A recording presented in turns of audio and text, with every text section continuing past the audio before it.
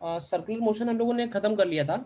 और circular motion में एक पार्ट है वर्टिकल सर्कुलर मोशन, तो उसको हम लोग अभी वर्क के बाद पढ़ेंगे, एनर्जी के बाद, क्योंकि उसमें थोड़ा एनर्जी कंजर्वेशन भी यूज होता है।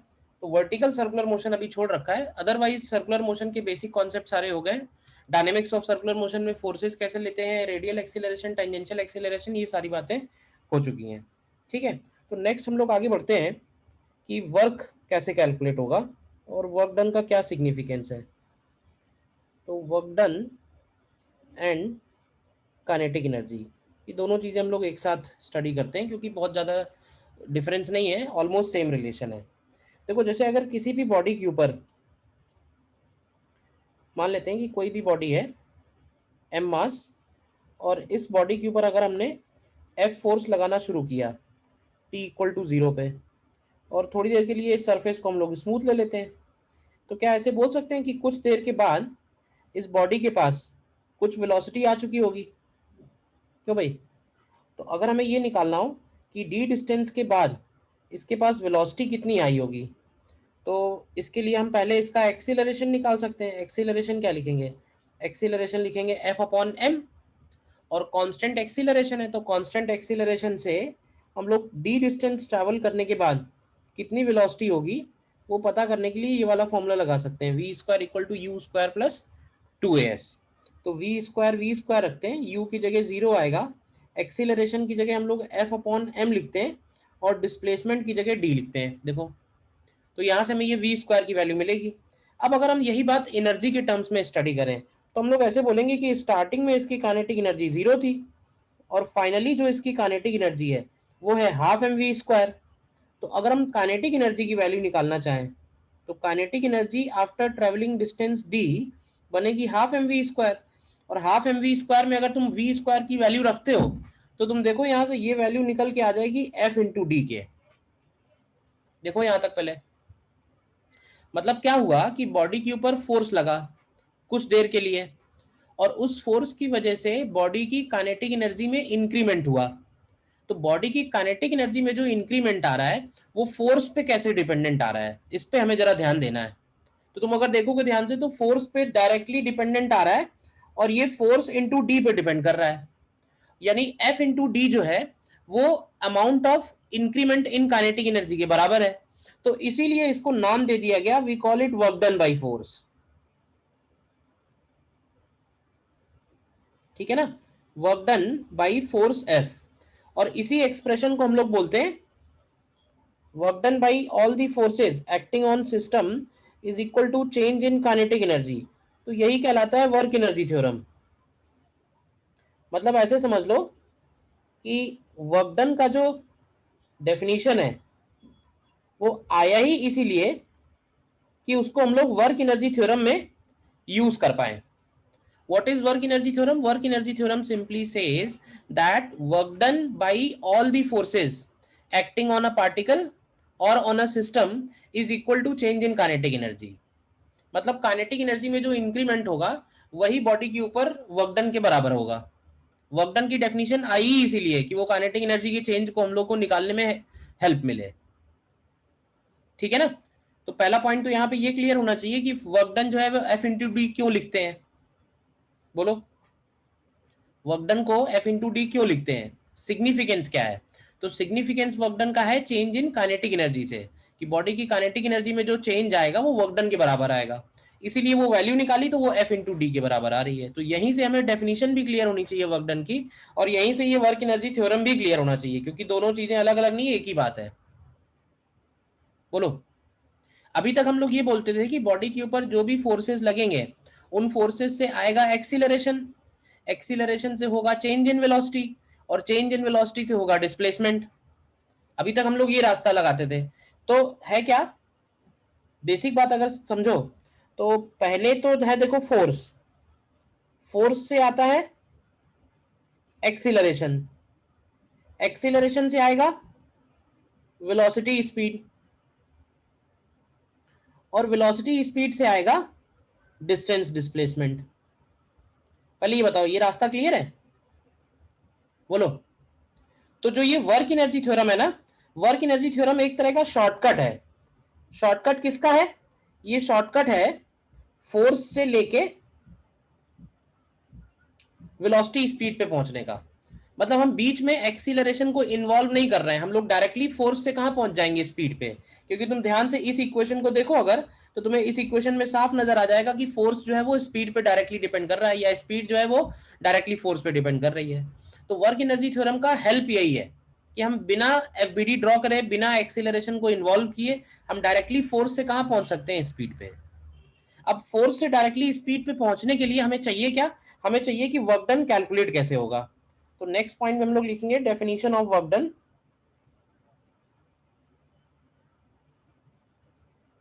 इतनी जो बातें मैंने बोली उसमें कोई डाउट है तो पूछिए। Definition of work done simply says कि कोई भी पार्टिकल है, अगर उसके ऊपर एफ फोर्स लग रहा है, ठीक है, और उस पार्टिकल का अगर डिस्प्लेसमेंट अगर हम लोग ds लेते हैं, तो वर्क डन को हम लोग डिफाइन करते हैं D W is equal to F dot D S.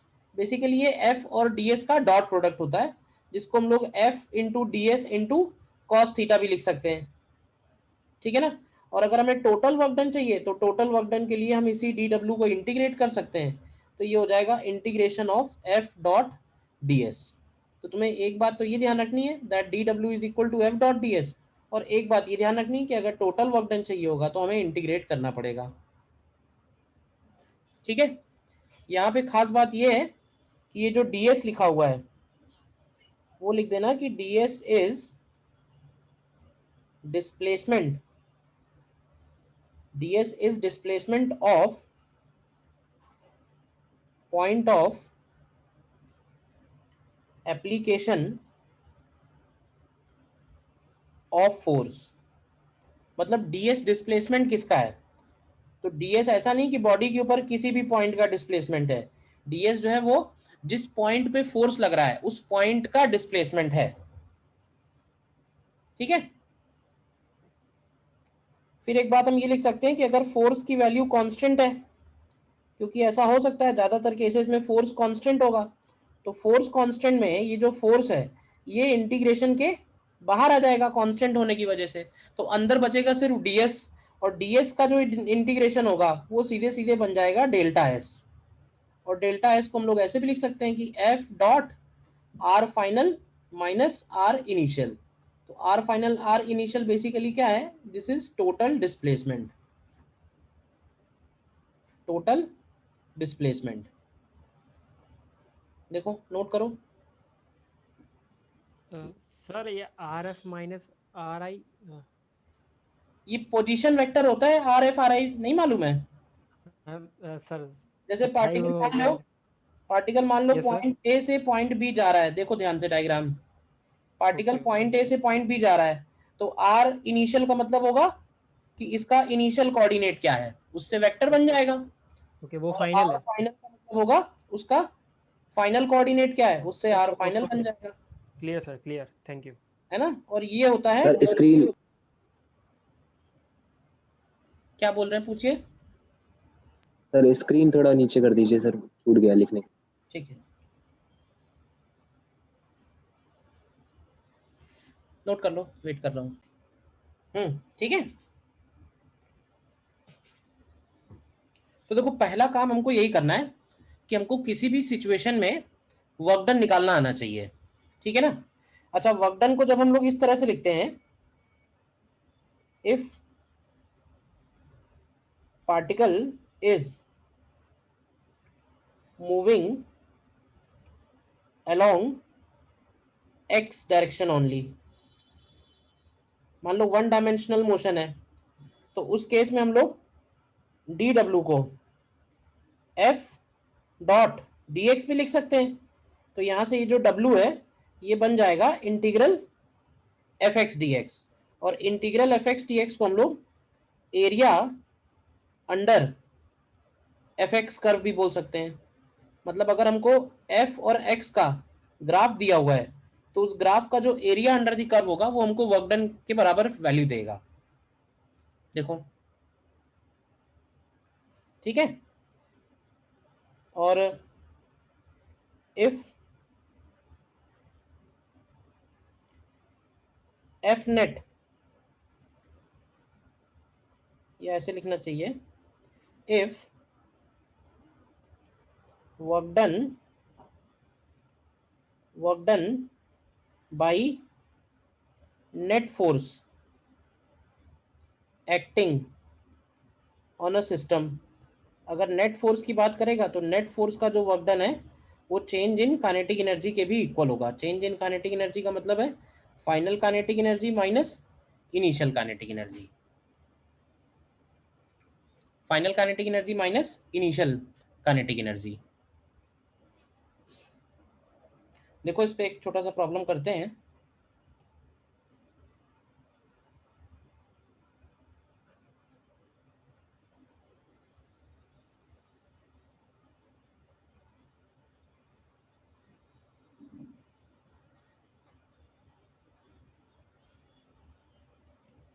देखो जैसे क्वेश्चन नंबर 21 है,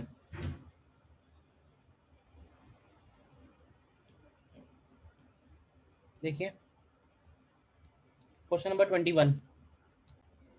अब तुम इसमें ध्यान से देखो तो हमसे पूछा क्या हुआ है, हमसे पूछा हुआ है find the total work done by all the forces acting on the body in the first T seconds. तो देखो टोटल वर्क डन अगर पूछा हुआ है तो टोटल वर्क डन निकालने का एक तरीका हमारे पास ये भी है कि total work done is equal to simply change in kinetic energy. उसके लिए हमें F इंटू डी करने की जरूरत नहीं है, और चेंज इन काइनेटिक एनर्जी का मतलब होगा final half M V square minus initial. बोलो, तो पार्टिकल अगर रेस्ट से स्टार्ट हुआ है, क्या कह रहा है, स्टार्ट मूविंग फ्रॉम रेस्ट, तो रेस्ट का मतलब इनिशियल काइनेटिक एनर्जी जीरो हो गई ना, तो इसमें बचेगा सिर्फ हाफ एम वी स्क्वायर, और वी हमको दिया हुआ है, तो वी कितना दिया हुआ है, वी स्क्वायर कर दोगे अगर तो ये आएगा M A square into S. Sir एक बार, लेकिन अब अगर हम आंसर देखें ध्यान से तो आंसर हमारा एस के टर्म्स में तो है नहीं, आंसर हमारा टाइम के टर्म में है। तो हमारे पास यही बस एक क्वेश्चन बचा कि हमें एस को टाइम के टर्म में लेके आना है। तो हमको कैसे करेंगे कन्वर्ट, तो देखो हमको अगर वेलोसिटी पता है एस के फंक्शन में, तो वेलोसिटी को लिख सकते हैं हम लोग D S upon D T. देखना ध्यान से, क्यों भाई, तो यहाँ से आएगा D S upon root S, S एक तरफ ले लो और टाइम वाला टर्म दूसरी तरफ ले लो, इंटीग्रेट कर दो जीरो से टी जीरो से एस, तो इसका इंटीग्रेशन आएगा टू रूट एस और इसका इंटीग्रेशन आएगा ए टी। तो यहाँ से तुम्हें एस की वैल्यू मिल जाएगी, देखो ध्यान से, A square T square by two. देखो अब तुमको एस मिल गया, तो इसमें रख दो इक्वेशन 1 में, वर्क डन कितना आ जाएगा, टोटल वर्क डन, तो टोटल वर्क डन हो जाएगा half M A square into S, और एस का मतलब है A square T square by two, तो ये आ रहा है 1/4 M A power 4 T square. बताओ डी ऑप्शन आ रहा है स्क्वायर टी स्क्वायर बाई 4 होगा सर। अच्छा स्क्वायर कर देंगे तो 4 आ जाएगा, करेक्ट, सही बात है, तो ये 8 हो जाएगा, ठीक है, तो आंसर ये आएगा, ठीक है। क्वेश्चन क्लियर है क्या किया है इसमें, बोलिए। Yes. इसी तरह से अगर मान लो दिया हुआ है कि particle moving along x axis as x is equal to 2t square plus 3t plus 5 meters, ठीक है। तो हमें निकालना है find work done by net force in first 3 seconds of motion. निकाल सकते हो, निकालो, find work done by net force in 3 seconds of motion. Particle का मास जो है वो 1 kg ले लेना, पार्टिकल मास इज 1 kg।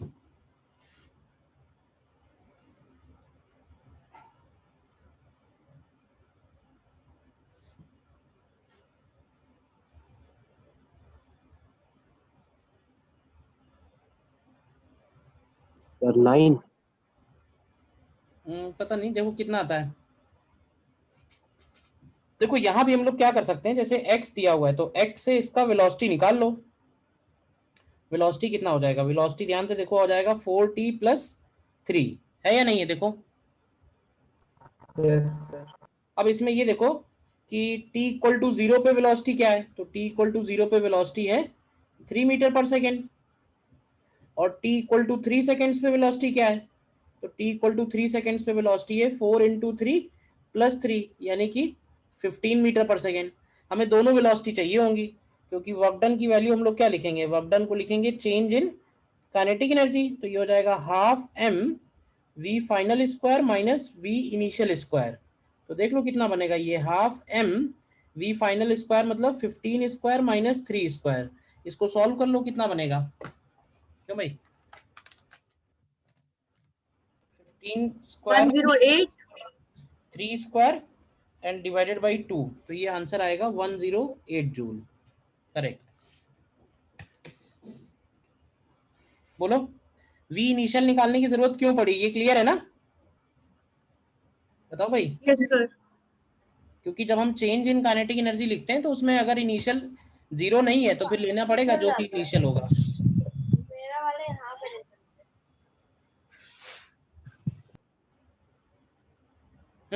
ठीक है। Yes sir.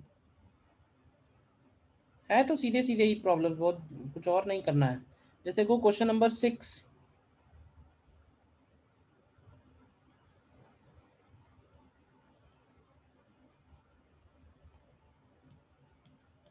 क्वेश्चन नंबर 6 देखिए,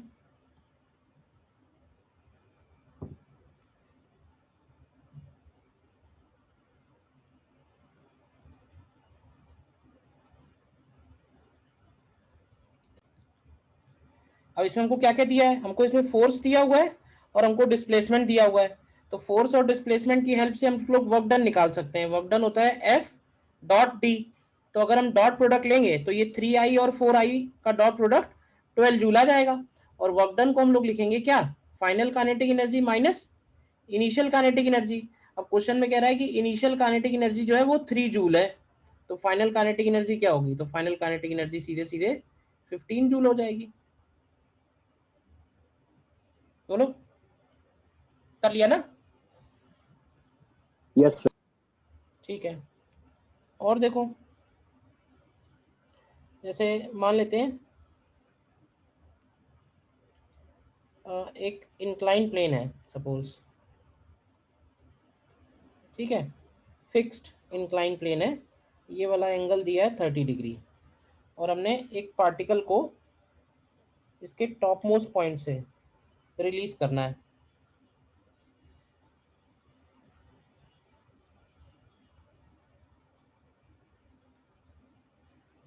ठीक है, इस पार्टिकल का मास सपोज कर लेते हैं 2 kg, और ये रफ दिया हुआ है जिसमें म्यू की वैल्यू दी हुई है 0.2, म्यू की वैल्यू दी हुई है 0.2। यहाँ से हमने रिलीज किया है, तो हमें बताना है कि जब ये यहाँ आएगा तो इसका स्पीड क्या होगा।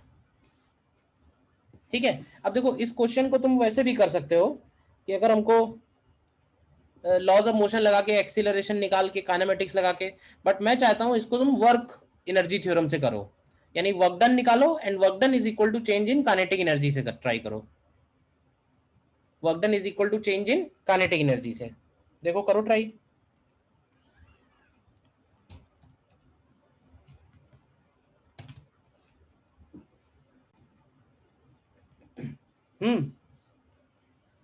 देखो इसके ऊपर कौन कौन से फोर्सेस हैं जो वर्क करेंगे। देखो एक तो इसके ऊपर mg है, एक इसके ऊपर नॉर्मल है, और एक इसके ऊपर काइनेटिक फ्रिक्शन है। क्यों भाई, ये 3 फोर्सेस इसके ऊपर लग रहे हैं। ठीक है, और ये तीनों फोर्सेस जो हैं ये कांस्टेंट फोर्स हैं, तीनों फोर्सेस कांस्टेंट फोर्स हैं।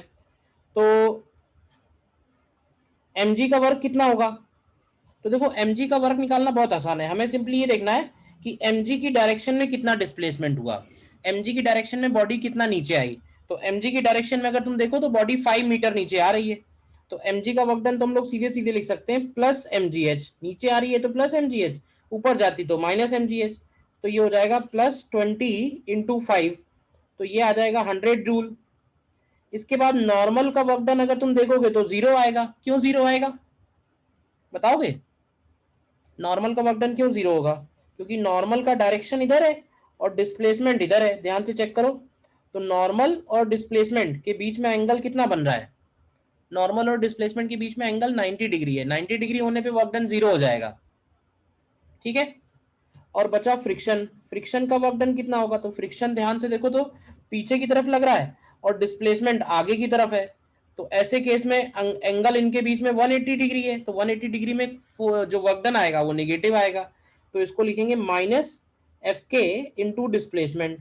एफ के कितना होगा? एफ के की वैल्यू लिखेंगे minus mu M G cos 30, और डिस्प्लेसमेंट की जगह होगा, ध्यान से देखो तो, एच अपॉन साइन 30। बताओ ये कैसे लिखा? कोई डाउट है इसमें? एफ के का वर्क डन कैसे लिखा है, इसमें कोई डाउट है? No sir. Minus mu into M G into cos 30 into H और अपॉन साइन 30। तो ध्यान से देख लो, ये 2 से कैंसिल हो गया, कितना बचेगा? ये आएगा, तो ये आ रहा है 5√3 इंटू 20 इंटू 0.2। तो ये वैल्यू निकल के आती है माइनस का 34.6 जूल के आसपास। देखो, यस सर। और अब हम लोग बोलेंगे कि work done by M G plus work done by normal plus work done by friction, ये मिला के चेंज इन काइनेटिक एनर्जी के इक्वल होना चाहिए। तो जब हम ऐड करेंगे तो ये आएगा 100 minus 34.6। Sir v is equals to 8.1 metre per second. देखते हैं क्या आता है। तो ये 2 इंटू वी फाइनल स्क्वायर हो जाएगा। वी इनिशियल तो 0 है, तो यहाँ से वी फाइनल की वैल्यू हाँ लगभग 8 के आसपास आ जाएगी। Correct, approximately 8.08 metre per second, ठीक है ना। सर एच अपॉन साइन 30 कैसे? वो वर्क फ्रिक्शन, काइनेटिक फ्रिक्शन वाला। ये डिस्प्लेसमेंट लिखा है, ये वाला डिस्प्लेसमेंट, यहाँ से लेके यहाँ तक का डिस्प्लेसमेंट ओके, लॉन्ग बीम तो लाइन। ये नहीं H, sir, work done bye kinetic force में जो हम आपसे पूछ रहे हैं, एस की जगह आपने एच अपॉन साइन 30 डिस्प्लेसमेंट के तौर पर। हाँ ये डिस्प्लेसमेंट हो गया एस की वैल्यू, ये फ्रिक्शन की वैल्यू हो गई। ओके,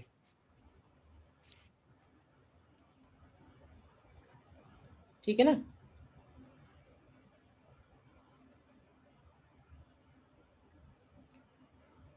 देखो अगर फोर्स वेरिएबल है, वेरिएबल फोर्स के केस में हम लोग वर्क डन कैसे निकालेंगे? तो देखो एक तरीका तो ये है कि फोर्स अगर हमको दिया हुआ है, जैसे एफ एक्स आई कैप प्लस एफ वाई जे कैप, तो डिस्प्लेसमेंट को भी इसी तरह से लिख लेंगे, डी एक्स आई कैप प्लस डी वाई जे कैप, और इन दोनों के डॉट प्रोडक्ट को इंटीग्रेट करेंगे, यानी ये बन जाएगा F X D X plus F Y D Y. तो W is equal to integration of F X D X plus F Y D Y, ये इसका वर्क डन बन जाएगा अगर फोर्स वेरिएबल हमको गिवन है, ठीक है। अब देखो वेरिएबल के, देखो जैसे एग्जांपल क्या हो सकते हैं, जैसे फॉर एग्जांपल सपोज फोर्स दिया हुआ है एक्स स्क्वायर आई कैप प्लस वाई स्क्वायर जे कैप। देखना, तो हमें निकालना है find work done by F when particle is taken from,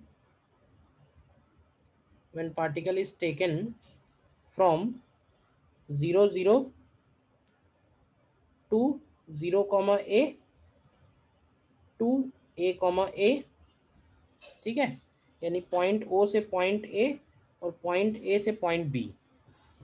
निकाल के बताओगे? एक पार्टिकल को हम इस रास्ते ले जा रहे हैं और फोर्स दिया हुआ है, इधर एक्स एक्सिस हो गया, इधर वाई एक्सिस हो गया। तो पहले हम उसको 0 0 से 0 कॉमा ए ले जा रहे हैं, और फिर 0 कॉमा ए से हम उसको a कॉमा ए ले जा रहे हैं। तो इस पूरे रास्ते में वर्क डन कितना होगा ये निकालना है। इस पूरे रास्ते में वर्क डन कितना आएगा।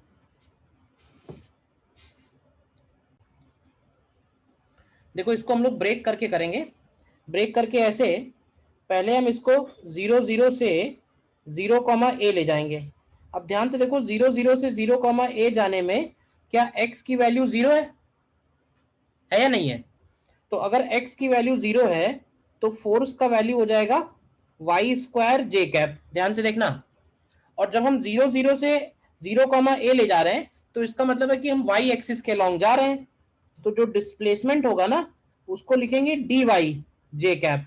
देखो तो W कितना बनेगा? W हो जाएगा integration of Y square D Y, और y की लिमिट्स होंगी 0 से लेके a तक। तो ये वैल्यू आ जाएगी a³/3। तो ये पहला स्टेप हुआ 0 से a तक। फिर अगर हम 0 कॉमा ए से इसको a ले जा रहे हैं, यानी पॉइंट a से पॉइंट b, तो तुम ध्यान से देखो क्या y की वैल्यू a है, फिक्स है। तो y की वैल्यू अगर a है और डिस्प्लेसमेंट कौन सी डायरेक्शन में हो रहा है? तो डिस्प्लेसमेंट सिर्फ x डायरेक्शन में हो रहा है। तो डिस्प्लेसमेंट को लिखेंगे dx i कैप। तो यहां से फोर्स की वैल्यू क्या लिखेंगे? तो फोर्स का वैल्यू हो जाएगा x² i cap and plus a² j cap. लेकिन जो डिस्प्लेसमेंट है, डिस्प्लेसमेंट सिर्फ x डायरेक्शन में है। तो जब हम इनका डॉट प्रोडक्ट लेंगे dw निकालने के लिए तो ये x² dx बचेगा, और इंटीग्रेट करेंगे x की वैल्यू कहां से कहां? x की वैल्यू 0 से a, तो ये वैल्यू भी a³/3 ही आ जाएगी। तो तुम ध्यान से देखो कि w टोटल की वैल्यू 2a³/3 हो जाएगी। ये कैसे किया, क्लियर है या नहीं बताओ? मतलब ऐसे कई सारे सर ये वाला दोबारा बता दीजिए, प्रोसेस सेम सेकंड है। वाला। कौन वाला पार्ट? सेकंड वाला बता दीजिए सर, ए से बी तक। देखो जब पार्टिकल ए से बी जा रहा है इस डायग्राम में, तो क्या ऐसे बोल सकते हैं कि जो y की वैल्यू है वो फिक्स है? बताओ। जब पार्टिकल ए से बी जा रहा है, ध्यान से देखो, पार्टिकल जब ए से बी जा रहा है y की वैल्यू फिक्स है, तो हमने y तो इसमें रख दिया देखो, और x वैल्यू। डिस्प्लेसमेंट कौन सी डायरेक्शन में हो रहा है? डिस्प्लेसमेंट हो रहा है x डायरेक्शन, तो इसको dx लिख दिया। तो जब हम इन दोनों का डॉट प्रोडक्ट लेंगे तो केवल यही वाले टर्म बचेंगे, ये तो हट गया ना। ठीक है सर, बस इंटीग्रेट कर दिया। ठीक, थैंक यू।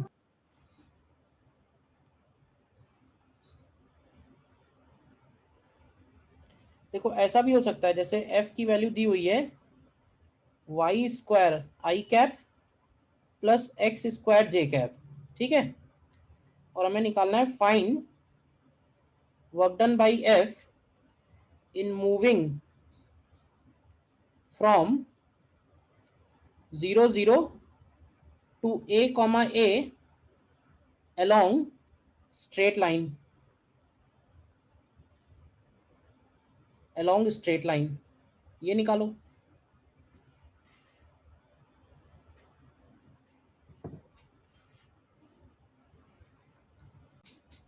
देखो मेरा पर्पस ये क्वेश्चन देने का सिर्फ ये है कि अगर ऐसे केसेस में कोई ऐसा फोर्स आ जा रहा है जिसको हम डायरेक्टली नहीं निकाल पा रहे हैं, तो देखो जब हम इस स्ट्रेट लाइन पे जाएंगे तो एक बात बोल सकते हैं कि क्या इस स्ट्रेट लाइन की खास बात है कि y = x होगा। उस पाथ की क्या खास बात है? उस पाथ की खास बात है y = x है। तो ऐसी सिचुएशन में उस पाथ के अलोंग जो वेक्टर लिखेंगे उसको हम ऐसे लिख सकते हैं dx i cap plus dy j cap. लेकिन क्योंकि x और y बराबर हैं तो चाहो तो इसको dx i cap plus dx j cap लिख दो, क्योंकि x और y बराबर है। और फोर्स की वैल्यू, तो फोर्स की वैल्यू भी बराबर होने के चक्कर में x² i cap plus x² j cap कर देंगे। अब दोनों का ले लो डॉट प्रोडक्ट, f.ds क्या आएगा? तो f.ds में तुम देखोगे x² dx plus x² dx हो जाएगा, यानी ये 2x² dx हो गया। तो w निकालने के लिए जब इसको इंटीग्रेट करेंगे तो x की लिमिट्स कहां से कहां जाएंगी? 0 से a, तो ये 2a³/3 हो जाएगा। क्वेश्चन सेम है लेकिन प्रोसेस अलग है। इसको हम लोग वैसे नहीं कर सकते थे कि अगर तुमने ये लिया है और इसको dx i कैप और dy j कैप कर दिया, क्योंकि तब इंटीग्रेशन में y² dx और x² dy आता। तो इसको इंटीग्रेट नहीं कर सकते हो। इंटीग्रेट तब कर सकते हो जब x के साथ dx हो, y के साथ dy हो। ऐसा नहीं होगा कि x के साथ dy y के साथ dx में भी कर दोगे। तो वो एक जैसा बनाना जरूरी है। तो एक जैसे बनाने के लिए क्या किया है? मेन पॉइंट ये था कि इस पर्टिकुलर क्वेश्चन में y और x की वैल्यू हमेशा सेम है। पार्टिकल एक ऐसे पाथ पे जा रहा है कि y और x बराबर है। बात समझ में आई? तो हम लोग इंटीग्रेशन के दौरान ही dx ऊपर नीचे मल्टीप्लाई कर देते, तो सर एक तरफ dy बाई dx बनता और एक तरफ dx बाई dy, तो उससे उससे क्या भी आ होता है? जाता है। सर तो हम लोग को सर मतलब पाथ की इक्वेशन पता है तो dy बाई dx निकाल लेंगे, हाँ वो तो वो बात, 1 आएगा। तो वही तो मैंने कहा, y और x इक्वल है। अगर y और x इक्वल है तो dy और dx भी इक्वल है। एक ही बात है। तो मैंने dy की जगह dx लिख दिया और y की जगह x लिख दिया, तो सब x में बदल दिया, ये है मतलब कहने का। ठीक है। नेक्स्ट पॉइंट इसमें है फिर work done by spring force. Work done by spring force. तो देखो जैसे अगर स्प्रिंग का केस है और मान लो कि ये जो स्प्रिंग है ये अपने नेचुरल लेंथ से x हमने इसको एक्सपैंड कर रखा है, तो क्या ये बोलेंगे कि इसके इस पॉइंट पे जो स्प्रिंग फोर्स लग रहा होगा उस स्प्रिंग फोर्स की वैल्यू kx होगी लेफ्ट साइड में। और अगर हम इस एंड को dx और डिस्प्लेस करते हैं तो work done by spring force क्या बनेगा? तो work done by spring force बनेगा इस बार minus of spring force into dx। Minus क्यों लगाया है?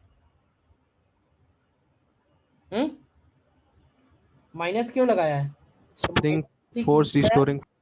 क्योंकि डायरेक्शन अपोजिट है, ठीक है ना। तो इसको अगर हम x इनिशियल से x फाइनल इंटीग्रेट करते हैं तो W स्प्रिंग का एक फॉर्मूला आ जाएगा, हाफ के x initial square minus x final square. तो ये आप याद रख सकते हो कभी स्प्रिंग फोर्स का वर्क डन लिखना होगा तो। ध्यान रखना स्प्रिंग फोर्स के वर्क डन में हाफ के x initial square minus x final square है, x final minus x initial नहीं है।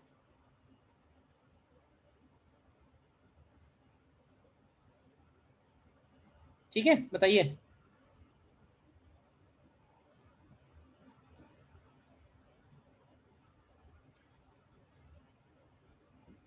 नेक्स्ट पॉइंट इसमें आएगा average power and instantaneous power.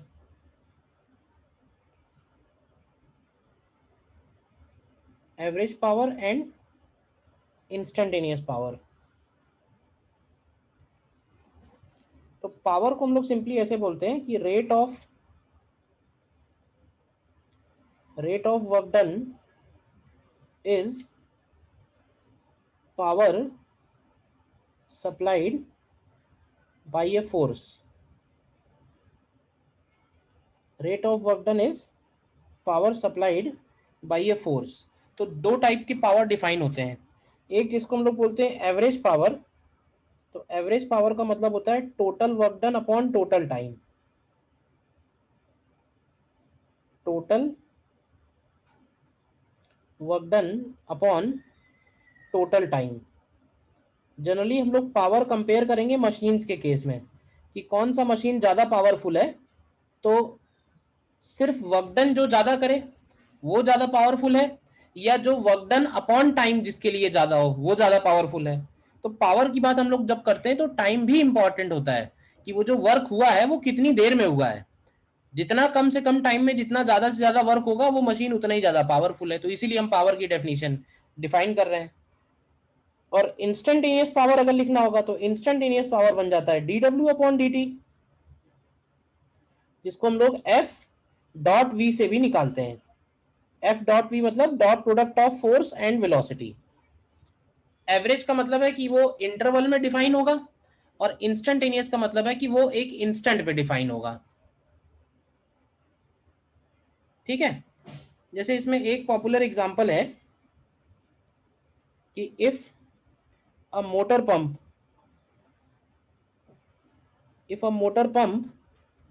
is bringing water from a depth h and throwing it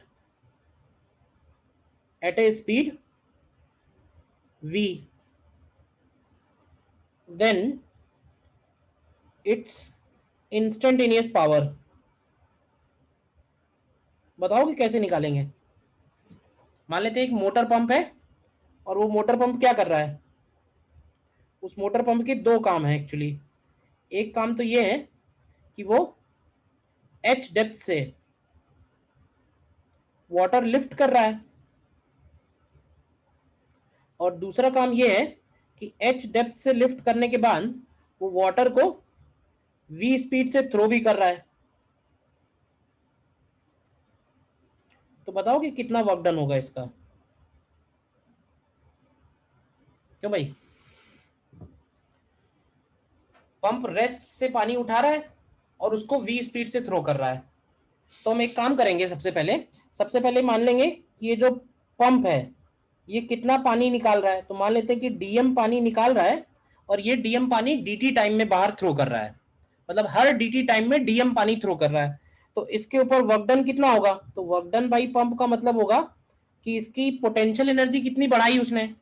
तो potential energy ध्यान से देखो, बढ़ाई DM into G into H, और फिर इसकी काइनेटिक एनर्जी कितनी बढ़ाई, तो इसकी काइनेटिक एनर्जी बढ़ाई half DM into V square. देखो, तो अगर हमें पावर चाहिए तो पावर का मतलब हो जाएगा D W upon D T. तो ये आ जाएगा D M upon D T, common ले लो तो ये बन जाएगा G into H plus V square by 2। ये समझ में आया कैसे निकाला है। Yes sir.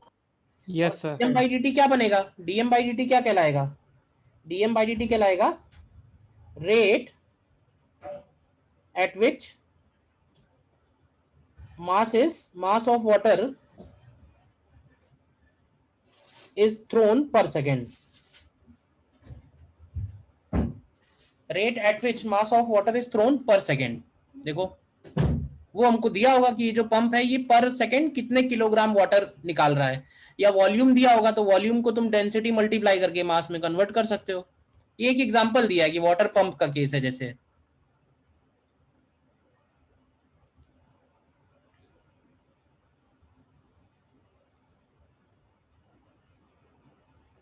ठीक है, और जैसे बताना एग्जाम्पल, जैसे मान लेते हैं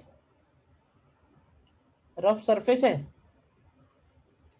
और इस रफ सरफेस पे हमने एम मास का ही ब्लॉक है और इसको वी नॉट वेलोसिटी प्रोवाइड की है इनिशियली। तो हमें निकालना है find mean power delivered by friction, मतलब फ्रिक्शन ने कितना पावर डिलीवर किया है during whole journey. Whole journey का मतलब ये कि जब तक ये बॉडी रुक नहीं जाती। निकालो, इसके ऊपर जो लिखा है इसमें कहीं कोई डाउट है तो पूछिए। देखो, जब ये यहां से यहां जाएगा और ये फाइनली रुकेगा, समझना, तो पहले तो ये है कि इसके रुकने तक वर्क डन बाई फ्रिक्शन कितना हुआ। तो वर्क डन बाई फ्रिक्शन को हम लोग चेंज इन काइनेटिक एनर्जी भी लिख सकते हैं। फाइनल 0 है और initial half M V not square, तो वर्क डन बाई फ्रिक्शन हो जाएगा minus half M V not square. ये हम लोगों ने डायरेक्ट निकाल लिया। फिर टाइम कितना लगेगा, तो हमको मालूम है कि फ्रिक्शन की वजह से इसका रिटार्डेशन कितना आएगा, रिटार्डेशन आएगा म्यू जी, भाई फ्रिक्शन लगेगा म्यू एम जी तो रिटार्डेशन होगा म्यू जी। तो टाइम कितना होगा, तो टाइम निकाल सकते हैं v equal to U plus A T से, तो 0 equal to V not minus mu G T. तो यहाँ से आपको टाइम मिल जाएगा V not upon mu G. तो टाइम मिल गया, वर्क डन मिल गया, तो पावर कितना हो जाएगा minus half M V not square upon V not upon mu G. ध्यान रखना माइनस में ही आंसर देंगे अगर माइनस वाला ऑप्शन होगा तो, minus mu M G V not by 2 होगा। देखो नेगेटिव होगा इसका पावर, ठीक है। और देखो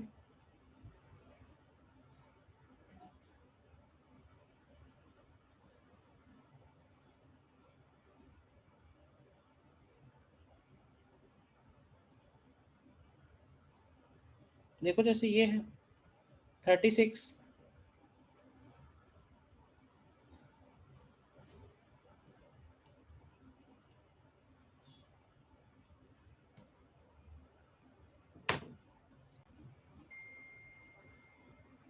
देखो ध्यान से, उसने क्या है कि बॉडी का मास दिया हुआ है और इंजन का कांस्टेंट पावर दिया हुआ है, और 9 सेकंड में पूछ रहा है कि बॉडी कितना डिस्टेंस चल देगी, स्टार्ट हो रही है रेस्ट से। तो देखो 9 सेकंड में टोटल वर्क डन कितना आएगा, तो टोटल वर्क डन को हम P इंटू टी लिख सकते हैं। तो 9 सेकंड में हो जाएगा 9 joule, and work done is equal to change in kinetic energy, तो हाफ एम वी स्क्वायर, यानी उसकी फाइनल स्पीड जो है वो 3 मीटर पर सेकेंड आ रही है। सबसे पहले ये बताओ क्लियर है या नहीं, बॉडी की final speed 3 metre per second. अब देखना ध्यान से, पावर क्योंकि कांस्टेंट दिया है तो पावर को हम लोग लिखते हैं एफ इंटू वी, तो एफ इंटू वी कॉन्स्टेंट है, और एफ को लिखेंगे मास इंटू एक्सीलरेशन, तो एक्सीलरेशन को हम लोग लिखते हैं V D V upon D X into V is equal to V one. तो यहां से हमको मिलेगा, ध्यान से देखो, V square D V is equal to D X upon two, और इसको इंटीग्रेट करते हैं 0 से लेके x तक और v को 0 से लेके 3 तक, तो ये बनेगा 3 cube minus 0 cube upon 3 is equal to x by 2। तो तुम देखो यहां से x की वैल्यू 18 मीटर आ रही है। ये पार्ट देखो, इतना पार्ट समझ में आया क्या, ये क्या किया है, ये बस ज्यादा इंपॉर्टेंट है। कांस्टेंट पावर है, मतलब F into V equal to 1 constant है, F को लिख दिया मास इंटू एक्सीलरेशन, एक्सीलरेशन को लिखेंगे हम लोग V D V upon D X, क्योंकि x निकालना है ना, और a इंटू वी दे ही दिया, तो ये हो गया एक साथ वी स्क्वायर डी वी, और डी एक्स बाई 2 उधर भेज दिया। अच्छा क्वेश्चन है, देखो ध्यान से।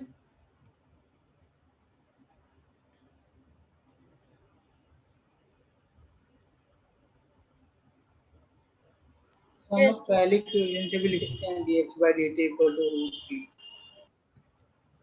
क्या कह रहे हो, फिर से बोलिए। हम लोग सब पहले इक्वेशन से भी लिख सकते हैं dx by dt equal to ये भी रूट कर सकते हैं, ये भी कर सकते हैं, करेक्ट। और देखो और क्या कर सकते हैं मेथड 2 में, देखो फॉर्मूले एक बार सारे क्लियर हैं तो कहीं से भी स्टार्ट हो जाओगे तो आ जाएगा। जैसे वर्क डन को हम लोग लिख रहे हैं, वर्क डन को लिखते हैं P into T, and P into T हो जाएगा हाफ एम वी स्क्वायर। तो अगर हम जनरल टाइम पे करें तो ये हो जाएगा 1 into T is V square. तो तुम देखो यहाँ से हमें v की वैल्यू मिल जाएगी under root T metre per second, बोलो। और v को लिख दो D X upon D T, तो D X upon D T is under root T, तो यहाँ से आ जाएगा D X is equal to under root T D T.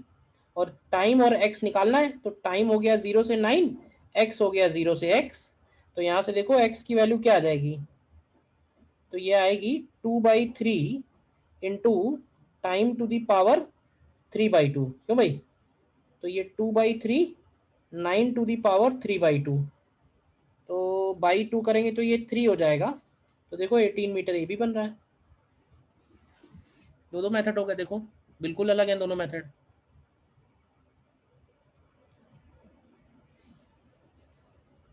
हम्म,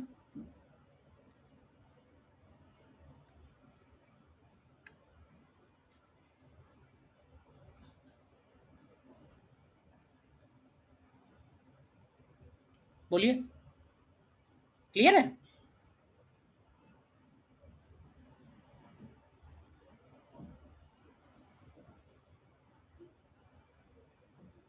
और देखो पावर का देखते हैं, कोई क्वेश्चन और है।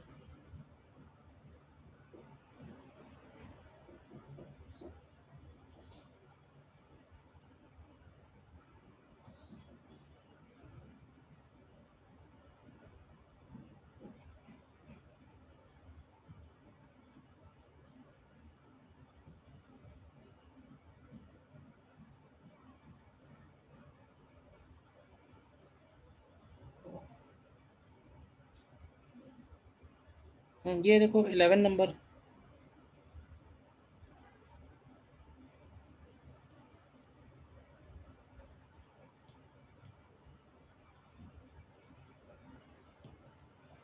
इलेवन नंबर देखिए।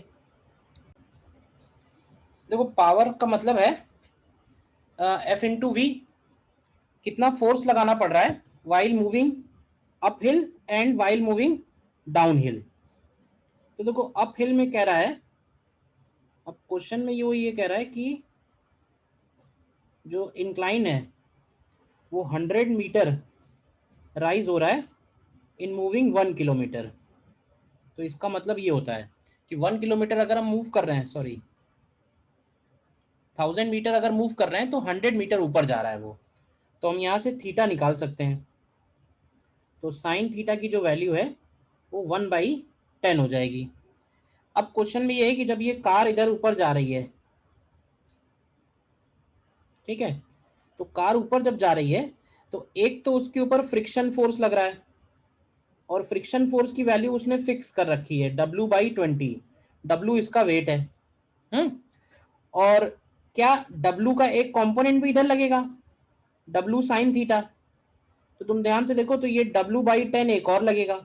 तो अगर ये V स्पीड से जा रही है तो इसका पावर नीडेड जो है वो P है। तो P इक्वल टू लिखेंगे W/10 प्लस W/20, क्योंकि दोनों ही अपोज करेंगे। और कितनी स्पीड पे जा रही है, 10 से। तो ये हो गई हमारी इक्वेशन 1।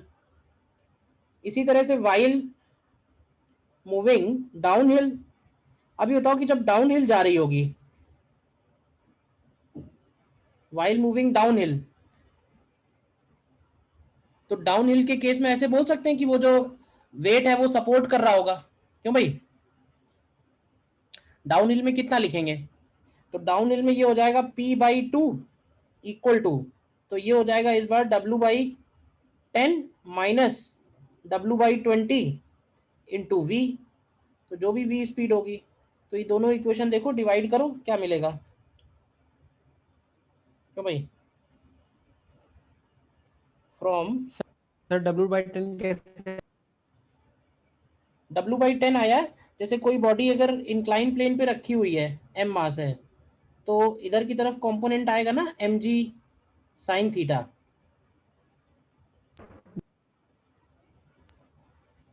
हाँ हाँ सर जी। ठीक है ना, तो mg साइन थीटा को w साइन थीटा बोल दिया।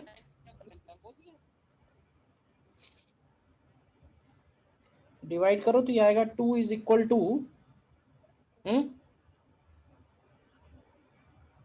तो ये हो जाएगा 1/10। तो ये एक तो हो गया 10/v, और क्या बचेगा देखो सॉल्व करके, 1/10 प्लस 1/20 कितना बनेगा, तो ये हो जाएगा 3/20 एंड डिवाइडेड बाई 1/20। और बस, तो यहाँ से देखो v की वैल्यू 15 मीटर पर सेकेंड आ रही है।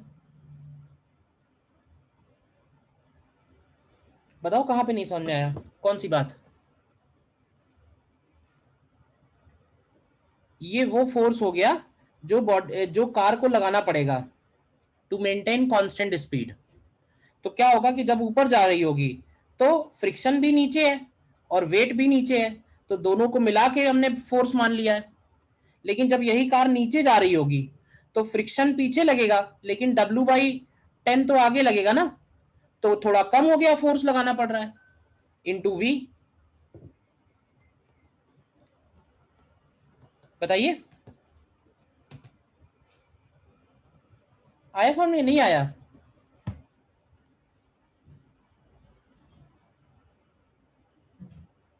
W/10 कहाँ से आया सर, समझ नहीं आया मुझे। W/10 नहीं समझ में आया। W/10 उसका वेट है।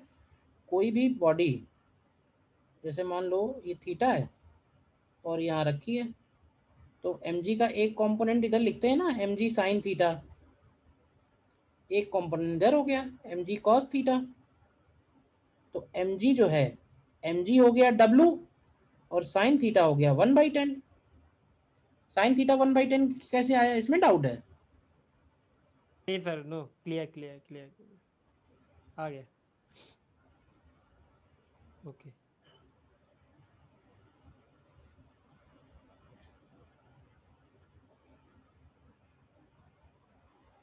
ठीक है। तो प्योर रोलिंग पे फ्रिक्शन का वर्क डन आता है क्या? नहीं, फ्रिक्शन का वर्क डन नहीं है वो जो फ्रिक्शन है ना वो हो सकता है एयर ड्रैग होगा,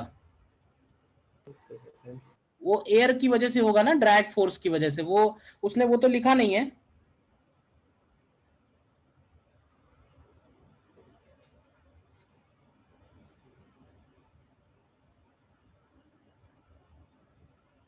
नेक्स्ट हेडिंग पड़ेगा potential energy and conservation of mechanical energy.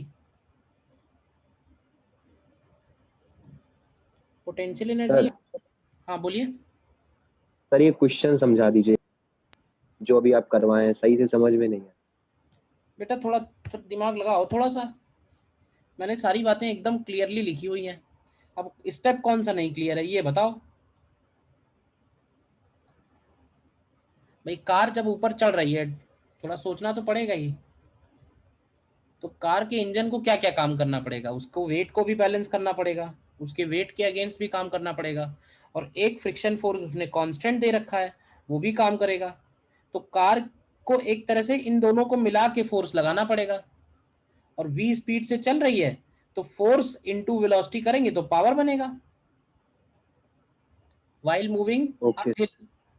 और जब यही कार नीचे जा रही होगी तब क्या कहोगे, तो नीचे जा रही होगी तो W/10 तो उसको हेल्प करेगा ना, हाँ यस सर। W/20 अपोजिट हो जाएगा।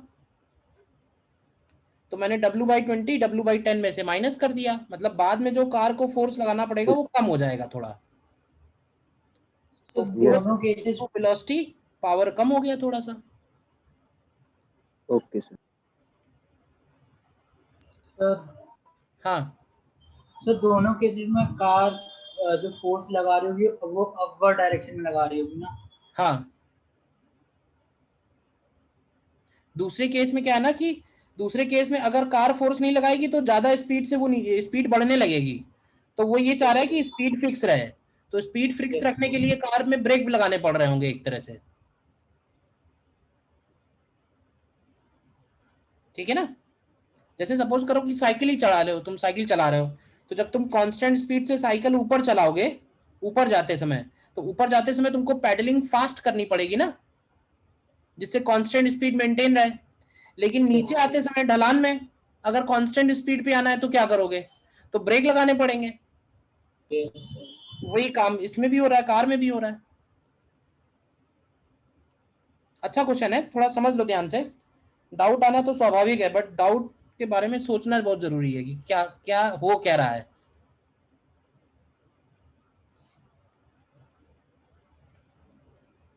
क्लियर है, आगे बढ़े फिर।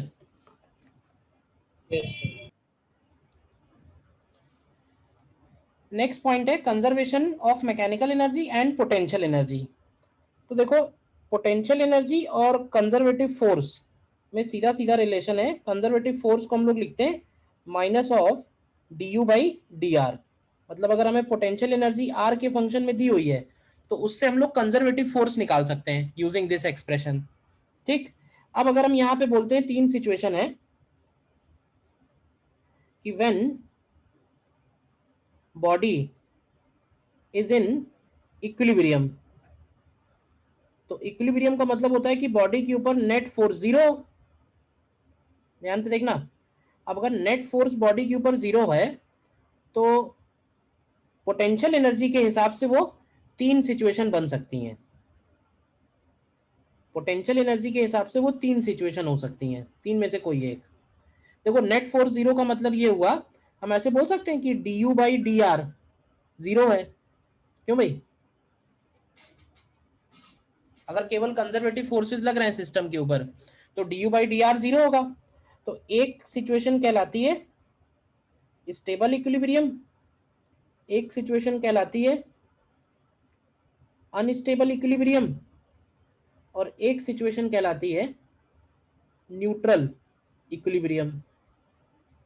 क्या मतलब हुआ स्टेबल अनस्टेबल और न्यूट्रल का, जैसे मान लो कि कोई पार्टिकल इस तरह की सरफेस पे है, जैसे मान लो ये सरफेस है और ये पार्टिकल है, तो क्या लगता है अगर हम इस पार्टिकल को डिस्प्लेस करेंगे तो वापस आ जाएगा या दूर चला जाएगा? क्यों भाई, अगर हम इसको डिस्प्लेस करेंगे, हाँ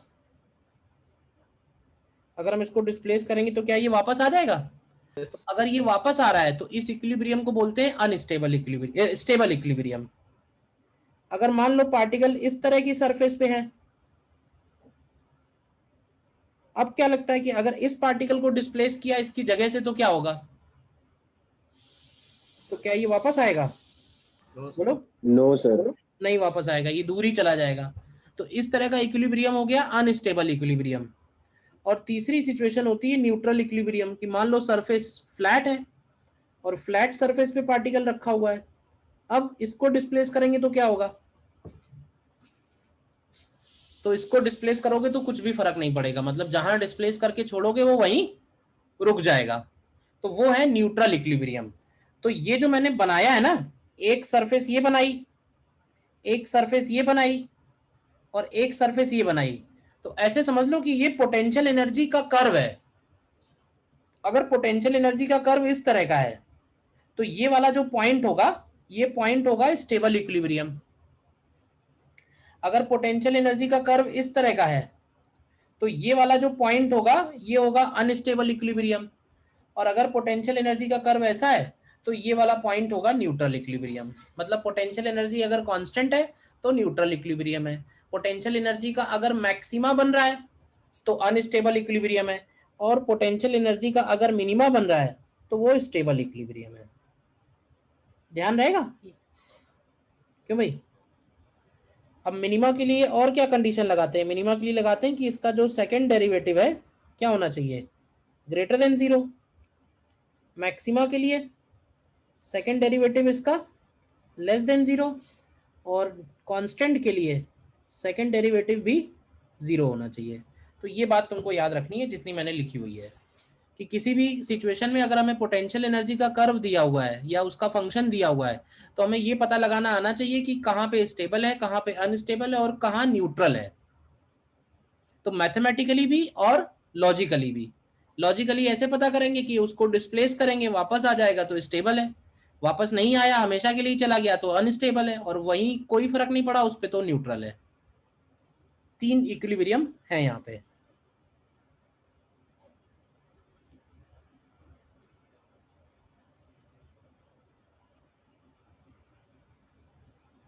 बोलिए, क्लियर है ये?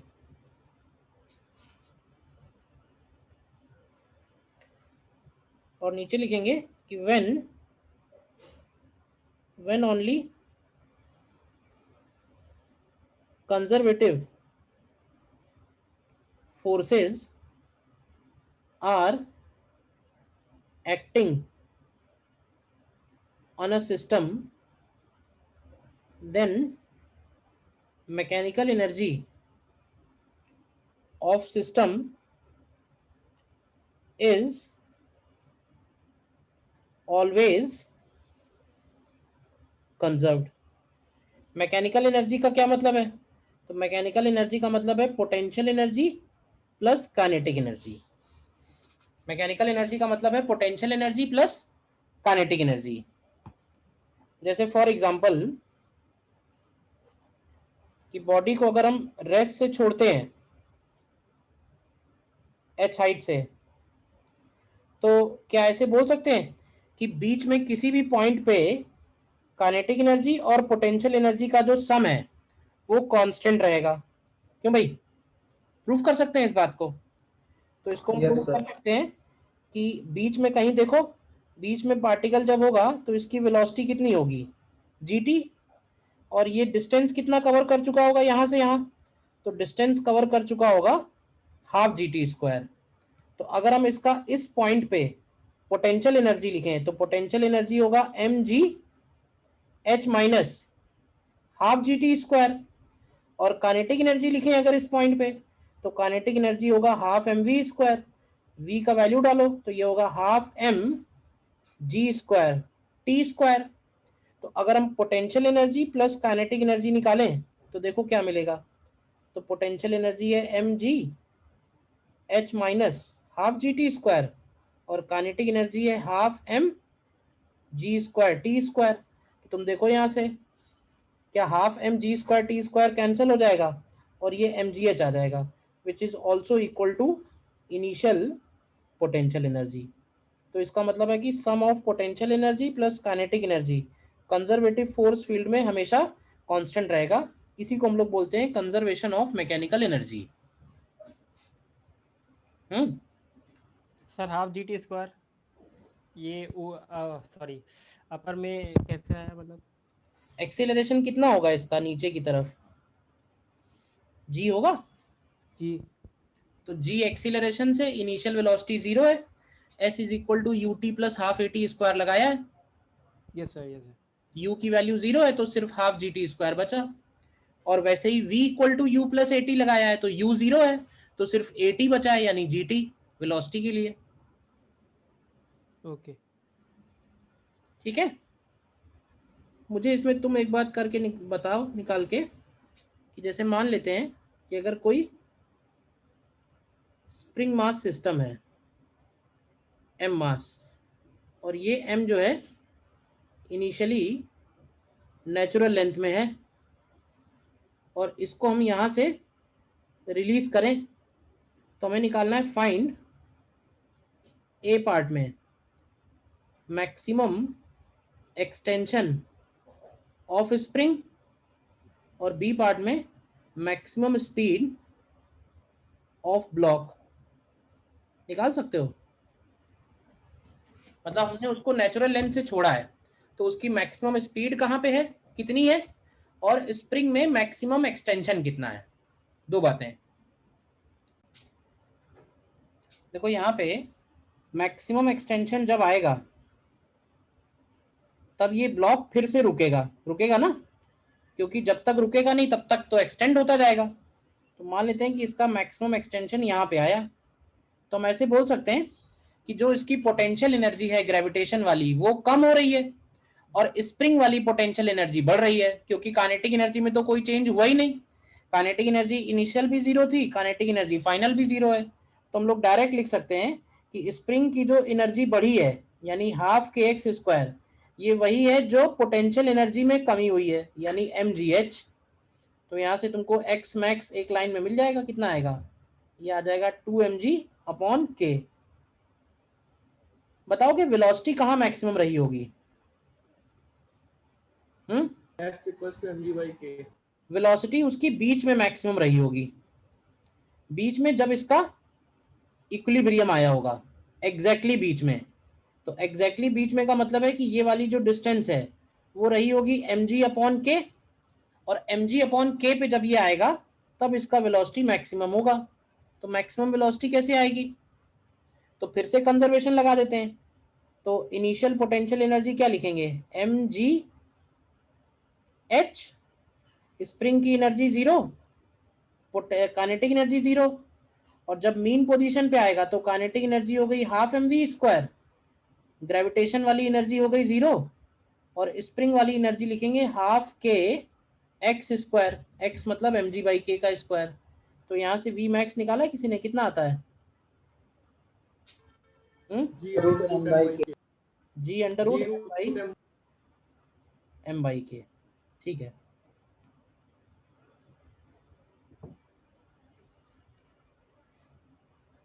ठीक है। तो अभी इसके ऊपर और प्रॉब्लम करेंगे हम लोग थोड़े से, ठीक है ना।